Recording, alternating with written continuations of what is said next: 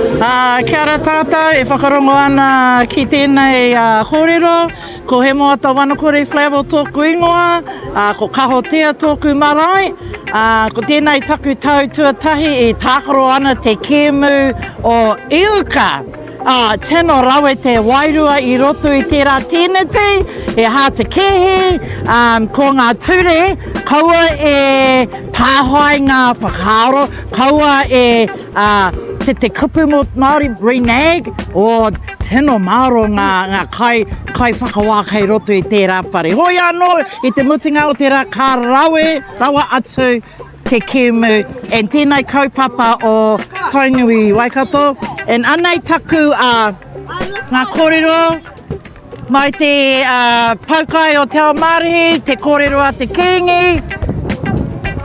Just be Māori all day, every day. Mauri ora.